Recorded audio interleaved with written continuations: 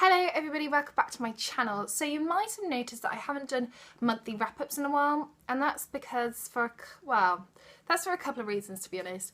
One, I've been in a big reading slump, so not much to wrap up. And two, I wasn't really enjoying doing them, and YouTube, it's not my job, it's my hobby, so what's the point in doing something if you're not enjoying it? So I thought, if you guys don't mind, I'm going to change them to kind of seasonally wrap-ups instead. The books that are featured in this video aren't all the books that I've read this summer.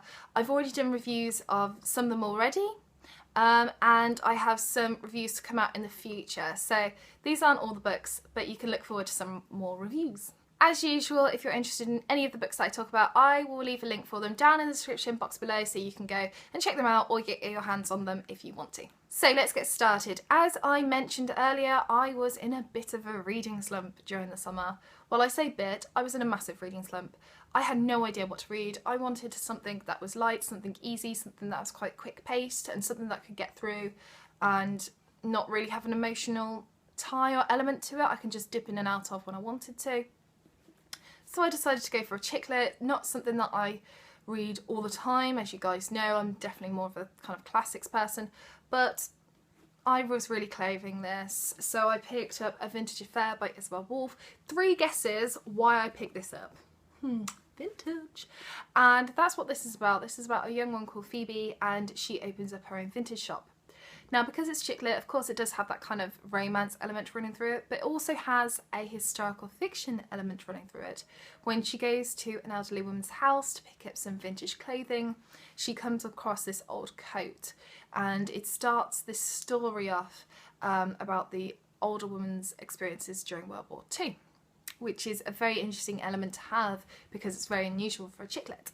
If you are a fan of vintage fashion, or you like books about shops, or if you like books about vintage shops, because I really enjoyed that element. It was nice to see her kind of going to auctions and buying the clothes. It was nice to see her pricing up the clothes and just spending a lot of time in the shops. I really enjoyed that. It's really kind of girly, but it's also got that nice kind of romance element. It's a usual chick lit, but also that unusual element of historical fiction. So if you kind of like the idea of any of those, give this a go. I gave it 3 out of 5 stars because it was good, it was interesting, it wasn't amazing, but it was nice and one that I will reread in the future. The next book that I picked up, I decided to go to a bit of a firm favourite author of mine, and that is Agatha Christie, and this one is Murder is Easy. The premise of this story is the idea that murder is easy if no one really thinks it is murder. And that's what we have. We have this village where people are dying, you know, because they're falling off a ladder, or, you know, they've made a mistake, or, you know, got an infection or something. And it seems, you know, perfectly ordinary deaths, but they're not. They are being bumped off. Now, I have to say, I was really disappointed with this book.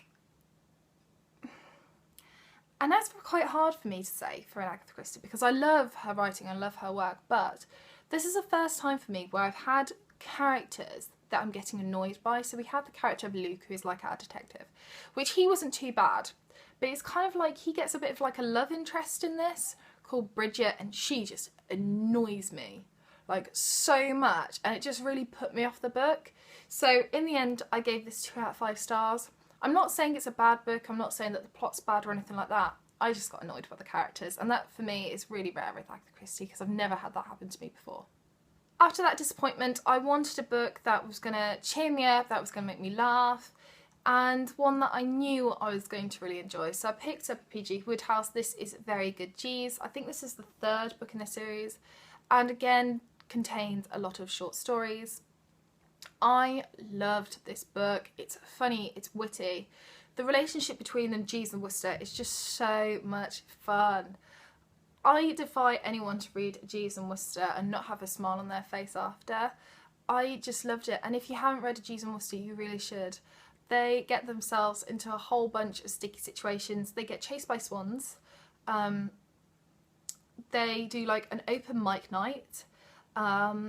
They get into trouble a hell of a lot, and I always like the fact that friends come to like Bertie for advice, and he comes up with the most random and obscure ideas, and Jeeves just completely solves the situation. It's brilliant, it's so much fun, it's such an easy read. I gave this book a whopping 4 out of 5 stars, and if you're interested in classic comedy, then you will love this. So after the kind of reading slump was over, thanks to PG Wodehouse, it's firmly behind me. I kind of got back into my reading spirits, and I wanted to try Agatha Christie's standalone again to kind of, I don't know, I didn't want to feel like really put off from her standalones, because I've read some of her standalones that have been amazing. And then I've read some that have been disappointing, and I didn't want to carry on that kind of disappointing feel. So I picked up another standalone, and I picked up The Pale Horse. This is one of her later ones. I think this is from 1961. And our kind of detective in this, we've got Mark Easterbrook, and then we've got Detective Lejeune. I really liked this. This was quite unusual for Agatha Christie because this contains dark magic. The story of this one is we have a priest, Father Gorman, and he goes to a Mrs. Davis to kind of hear a confession because she's Catholic before she dies. And on her deathbed she's talking about wickedness, and she's listing off a load of names, and he's kind of making a mental note. He then goes to a cafe, he writes them all down, he hides them away, tucks them in his shoes, and later he's found that he's been bludgeoned to death and all his pockets have been searched. And there is a connection with The Pale Horse and dark magic, and it's really fun, it's a really good one. Something in this book changes it for me from a 3 out of 5 star to a 4 out of 5 star, and that is the addition of Aradine Oliver. Now, Aradine Oliver is someone that's present in a lot of Hercule Poirot novels. As you know, I'm a massive lover of Poirot, and Aradine Oliver is one of my favourite characters ever. She's so brilliant, and she features in this randomly, but she's the same self, you know, batty, bohemian, kind of cool, hippie-like. I absolutely love her. So this kind of really gave it that 4 out of 5 star edge, and I really do recommend this. Sticking with the Agatha Christie theme, sorry if you don't like Agatha Christie, but you know, I was definitely in the mood. I picked up a graphic novel. This is The Mystery of the Blue Train. Now, I have done a video showing you my graphic novel collection. This is a new one that I purchased though. I will leave that video down in the description bar below if you haven't seen it, but these are quite hit and miss, I find. I find that some are done brilliantly and they're very loyal to the book, and whether you read the graphic novel first and then the book, or the book and then the graphic novel, I think, yep, if you've done it spot on, you've really got what Agatha Christie is saying. Others, I feel like, you know, I think you haven't quite got the nail on the head, or you've missed certain bits, or it just doesn't feel quite right. And this was one of those. There's 2 problems that I have with this. One is that I don't quite think they've compacted the story quite right. It doesn't just kind of fit with me. But for me, the main kind of issue that I have with this is the illustrations. So let me show you. These are the illustrations that we've got, and I think these are really nice. Like the scenery, I think is gorgeous, and I do quite like that. But it's the pictures of the characters that annoy me. I mean, look at Poirot.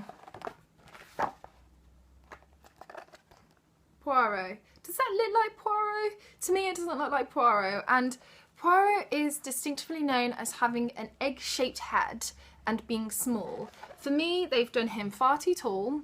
He doesn't look like a penguin as he should, and he does definitely not have an egg-shaped head. And I think all the rest of the faces, they don't quite fit in with the novel. And I love The Mystery of the Blue Train. It's one of my favourites. But I just don't feel like this kind of hit the nail on the head, so to speak. So I gave this one 2 out of 5 stars because I thought it was okay, but I didn't really like it that much. Sorry. And last but not least, another Agatha Christie, sorry, but I picked up Dumb Witness. Oh, this was my penultimate Agatha Christie, and what can I say other than I really loved it. This is the biggest Poirot. I think it contained about 400, yeah, over 400 pages, which is quite big for Agatha Christie's works. But this is about Emily Arundel, she sends a letter to Poirot saying, you know, she's a little bit concerned, can he come and help her? So he does, although he's a little bit confused because the letter is dated 2 months previously. So he goes down and he finds out that she's actually dead, and he's a little bit, it's not quite right. So he investigates what's been going on, and he finds out that she's been murdered. Dun, dun, dun. What I loved about this book was the simplicity of it. It was really simple, and you kind of know what's going to happen and which way it's going. But because it was so simple, you had this fantastic relationship between Poirot and Hastings coming out, and I have missed reading Poirot books about Hastings for so long because I've been reading a lot of the later books rather than the earlier works. I've already read all the earlier works. So I've really missed him, and it was so nice to have him back, and honestly it was brilliant. I gave this book a whopping 4 out of 5 stars, and I really do recommend this because it was brilliant. So I hope you enjoyed this wrap up. Let me know if there's any videos that you want me to film, and I will leave for you my Twitter and my Goodreads down in the description bar below, so you can go and follow me or add me as a friend to see what I'm reading. And I shall see you soon for my next video. Take care for now. Bye!